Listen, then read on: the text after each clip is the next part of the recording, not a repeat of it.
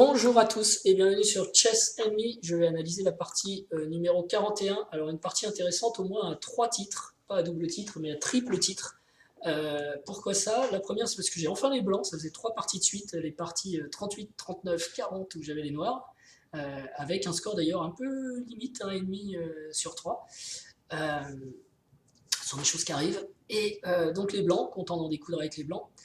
Et aussi, la deuxième raison, c'est que je joue contre Divadlank, qui est un fidèle de la chaîne, on peut le dire. Donc ça fait plaisir de jouer contre les gens qui suivent la chaîne, hein, puisque c'est aussi le but de ces parties, c'est même initialement le projet, de jouer contre vous. Donc ça, c'est génial. Et on a déjà joué, lui, il suit vraiment la chaîne, on a déjà joué apparemment 4 ou 5 parties ensemble. Donc gros match. Et la troisième raison, c'est parce que j'ai les blancs, donc je joue D4, et mon adversaire joue cavalier F6, ce qui est pas mal, puisque je vous ai dit que je voulais essayer une nouvelle ouverture contre cavalier F6, en l'occurrence, l'attaque Trompowski, donc c'est ce que j'ai joué. Donc je vais pouvoir regarder, comme d'habitude, l'ouverture un petit peu plus en détail, et la qualité de mon jeu, là où j'ai fait des erreurs, etc. Alors il faut noter dans un premier temps que la partie a été courte, 19 coups, ça c'est vraiment très court. Donc je ne sais pas si on verra grand chose. Sur les 19 coups, la partie était très équilibrée, on voit, personne n'a fait beaucoup d'erreurs.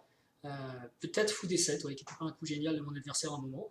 Et ensuite une grosse faute des blancs, fou D6, avec la partie qui s'est terminée derrière, donc une gaffe assez vite.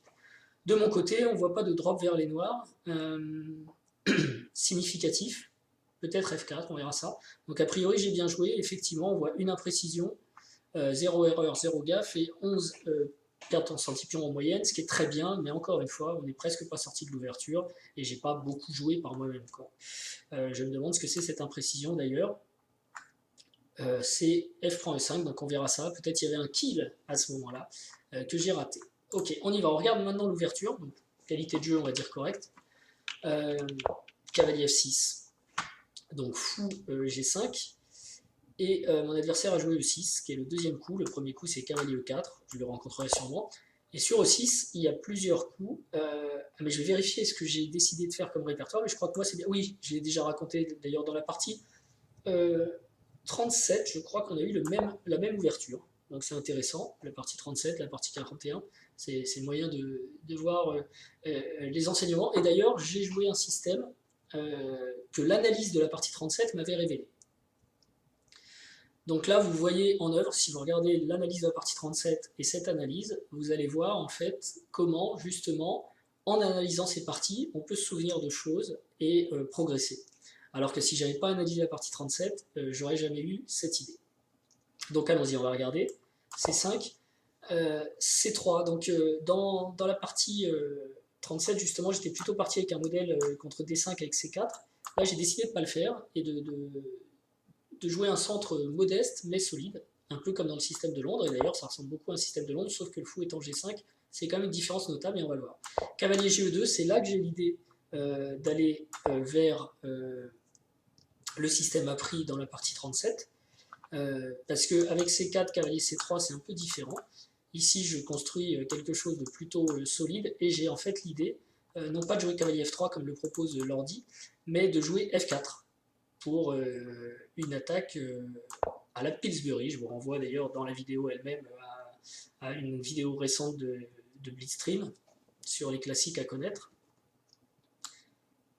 qui s'était joué, qu'il a enregistré d'ailleurs le même jour que ma partie 37, donc c'est marrant, parce qu'il y avait une sorte d'écho.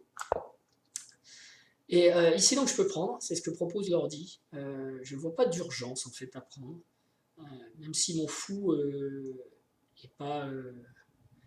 Alors on peut voir, déjà le coup H6 se joue pas beaucoup, parce que je dis je vais regarder d'après l'ouverture.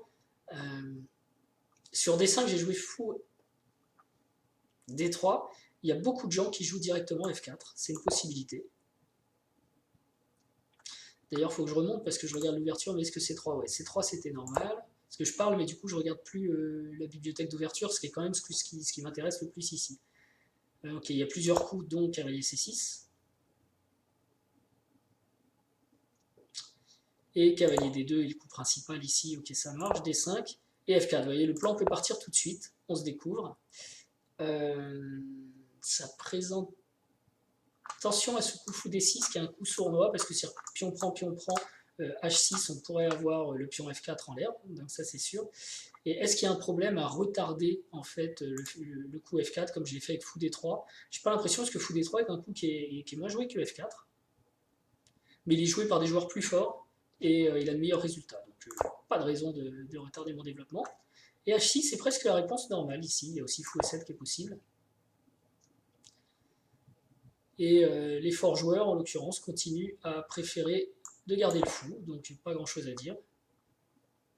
Fou E7, un coup très joué aussi. Et là, l'ordi propose cavalier F3, mais F4 me semble normal. Et pourtant, ça n'a pas l'air d'être très bon. Alors j'aimerais bien savoir pourquoi en fait.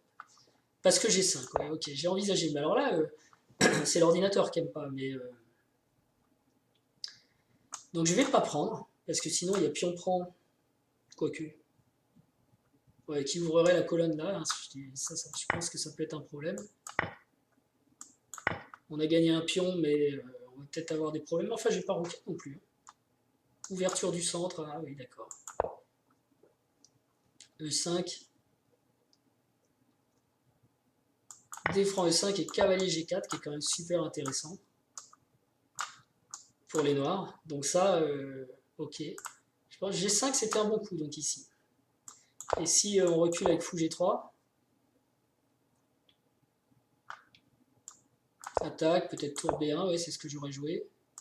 Puis on prend, et fou prend parce qu'on est obligé de garder un pion ici pour reprendre. Mais il y a E5, du coup, qui est encore une fois embêtant. Et les noirs sont pas mal. D'accord.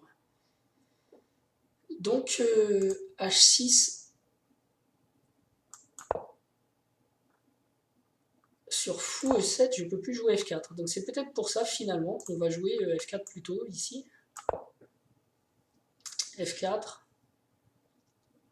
Bon, si on part sur un truc qui ressemble, dame B6, mais là il n'y a plus de E5 en fait. On a condamné E5 avant l'heure. Ok. Bon bah je retiendrai alors. Et on est sur un bon trend. Avec dame F3 ou cavalier H3, tout ça pour défendre et reprendre ici. Pas trop ouvrir en fait l'aile dame pour pas exposer le roi.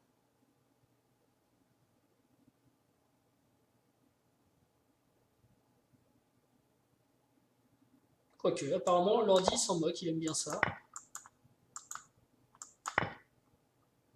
Et il y a encore G5 qui traîne. Moi j'avoue que j'aime bien l'idée de dame F3 ici.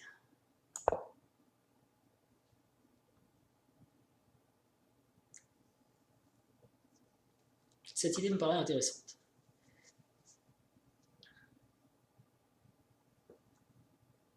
Ok, bon, peut-être F4 avant fou D3, mais on est dans la subtilité, il faudra que j'ai G5 en tête. Alors, peut-être aussi que sur H6, les gens font ça pour jouer F4. Non, a priori non. C'était pas l'idée. Ok. Bon.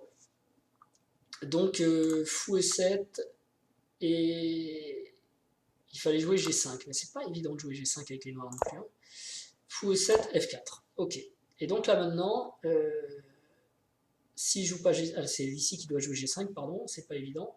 Donc petit roc. Ok. Et après cavalier F3, bah, un coup normal. Dame E2, intéressant aussi. Je vois pas le problème avec cavalier F3, sincèrement. Sur cavalier G4, j'avais dit, fou prend. Oui, s'il préfère, mais bon, on va mettre dame prend. Et dame E2, et ça doit aller. Ah oui, donc dame E2, c'était pour prévenir ça.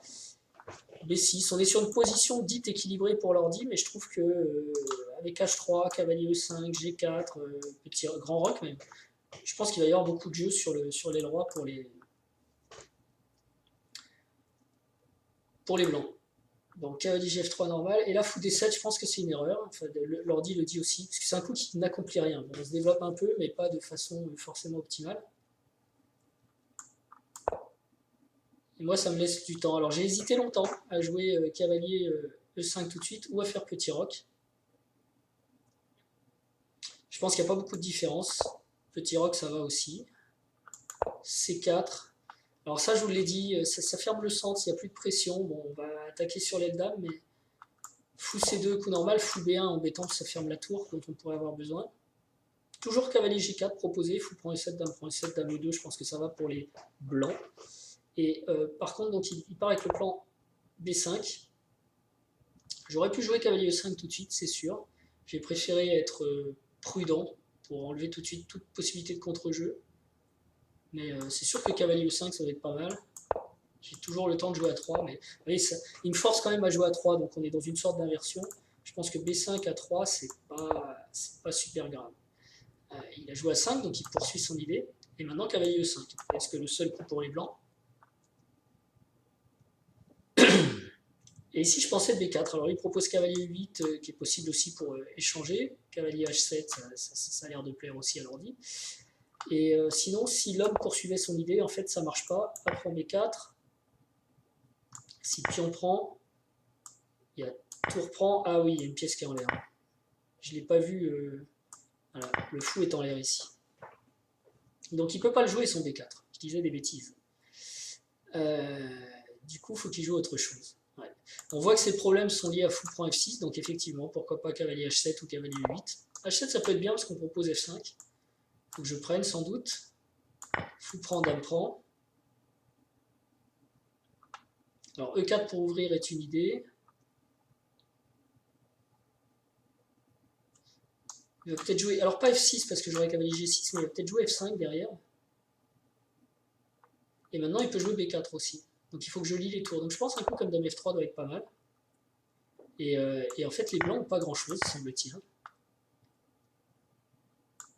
Parce que si je prends ici, on va sûrement arriver sur une finale qui est même pas forcément très avantageuse pour moi. Parce qu'il a un pion qui va être assez loin.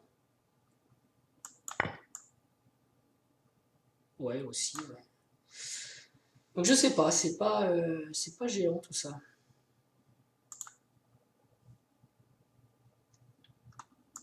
Comment garder l'avantage sur un coup comme ça? Peut-être garder les pièces. Il manque un peu d'espace, on va essayer de l'embêter et puis on verra. Mais bon, ce fou est terrible là. Ou alors le mettre en G3. Tout petit avantage blanc, mais pas grand chose. Ok. En même temps, c'est les échecs, il faut jouer la partie pour la gagner. Parfois, les gens me disent oui, t'as gagné parce que ton adversaire fait une erreur, mais je connais pas d'autres cas en fait où on peut gagner. Si l'adversaire fait pas d'erreur, on gagne pas. Au pire, on perd parce qu'on fait soi-même une erreur. Toujours un moment où l'homme fait une erreur, et s'il n'y a pas d'erreur, il y a de fortes chances que ce soit juste une partie nulle en fait. Donc, ouais, on gagne souvent quand l'adversaire fait une erreur. Ouais. Après, il faut être capable d'aller au bout, c'est tout. Donc, fou D6, et puis après, la partie est finie. Donc, j'ai joué le bon coup. Fou prend F6, parce que le problème, c'est qu'il y a une pièce qui est en l'air, on ne peut pas faire dame prend, sinon on perd ce cavalier. Mais pour l'ordi, ça reste quand même le meilleur coup, parce que le problème ici, c'est qu'il y a mat. En fait, on se fait mater, c'est encore pire. Bien vu. Roi H8, seul coup. Et dame H5. Donc là, j'avais vu la séquence à l'avance, donc je suis assez content. Roi G7 était la bonne défense, et tour F3, la bonne attaque pour venir mater. Donc cavalier, c'était un coup malin, mais il y a quand même un mat, parce qu'il y a dame H4 en fin de cycle, je vous renvoie vers la partie.